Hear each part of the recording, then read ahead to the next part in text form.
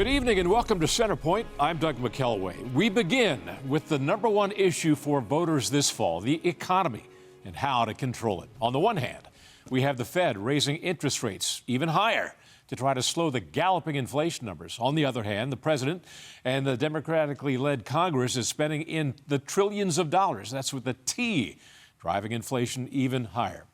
Meanwhile, Americans are paralyzed by a lot of mixed messages out there, other than collectively complain and hope for a better day. So we begin with Brandon Arnold from the National Taxpayers Union. Brandon, thanks for joining us again. Thanks for having me, Doug. It's not a real pretty picture out there. I wish we could find a silver lining out there, but I think we've got to hunker down for a while, right? Yeah, I think that's true. You know, you look at the broad economic numbers, the economy has actually shrunk over the past couple quarters. That's bad news. There are some positive signs out there, of course. The job market remains tight.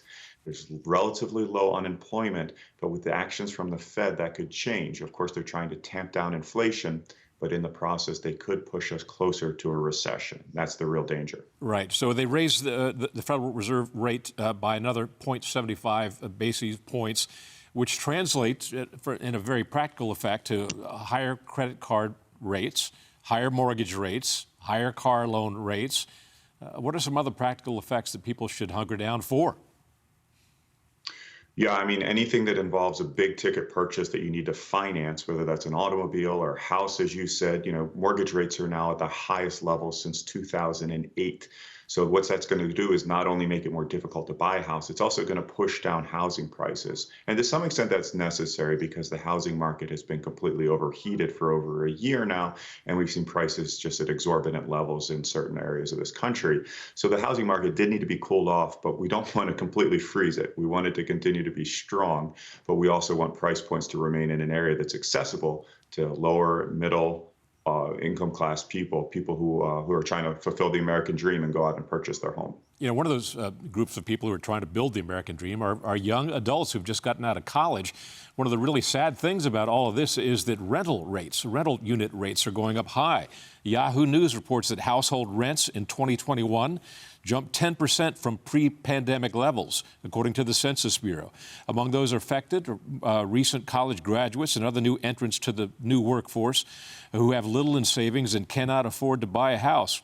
It cites, Yahoo does, the case of a 23-year-old girl in New York City in the Queensboro who had a doorknob that wouldn't lock on her rental apartment. A year later, the lock is still broken when the landlord announced a $1,000 hike on top of an existing rent of $2,500. And then in Austin, Texas, 22-year-old Skylar Lee signed a one-year lease for a two-bedroom apartment for which she and her boyfriend together paid $19.50 a month in rent. A key factor in all this has been the COVID-19 pandemic. So you're seeing, just as we were getting out of the pandemic and things are looking brighter, this hits. So it's kind of a double whammy. Yeah, absolutely. And, you know, the housing market has not been immune at all from the inflation crisis that we're currently suffering through. In fact, we've seen some of the largest price increases in the housing market, both in terms of purchases and in terms of rentals. And on top of that, you add in utility costs because we've seen such high inflation in the energy sector to keep your house cool in the summer and warm in the winter. It's getting more and more expensive. Mm-hmm. So all of the costs associated with your basic needs have gone up. We've talked about food ad nauseum, of course, that the grocery store prices are out of control, gasoline, all of these staples, these essential costs that the families must tackle each and every day have gone up. Yeah. And that's made it really, really difficult, particularly for lower and middle income people and people that are just getting out of college that probably have a lot of student debt and other responsibilities. Brandon, your organization, the National Taxpayers Union, has proposed several solutions to the inflation problem, and they sound really sound to me. The trouble is, will politicians execute them? And so I want to pose this question to you. One of the solutions is make it easier for energy producers to increase domestic energy production. Probably not going to happen, right, given the present administration? Unfortunately, that has been a real sticking point in this Congress. In fact, the president has moved in the opposite direction pretty much since the outset of his administration, when he canceled the Keystone Pipeline, when he began to enact restrictions on our ability to extract oil and gas from public lands. Now, there is a little bit of hope in the form of this deal that Senator Joe Manchin of West Virginia crafted to accelerate the permitting process to move forward some infrastructure projects that could allow us to bring some more energy to consumers in a faster manner. But that's kind of cold comfort right now because by and large, this administration has been hostile to those types of policies. And it's not even clear that this one will get enacted. Another proposed solution that you recommend: encourage consumers to save their money long term, such as through tax advantaged retirement accounts. Is that going to happen under the present political circumstances? Well, I think we need to make some adjustments to the tax code to make that easier, because right now, as we've been talking about, it's really tough. If you're struggling to get by, if you have to tap into your savings, of course you don't have the ability to kind of squirrel away some money for retirement or for future purposes. So I think we can make some adjustments to the tax code to provide some tax advantage savings accounts to help people get started to build those nest eggs. But like you said, it's an uphill battle in this Congress. It doesn't seem like a high priority for this particular president.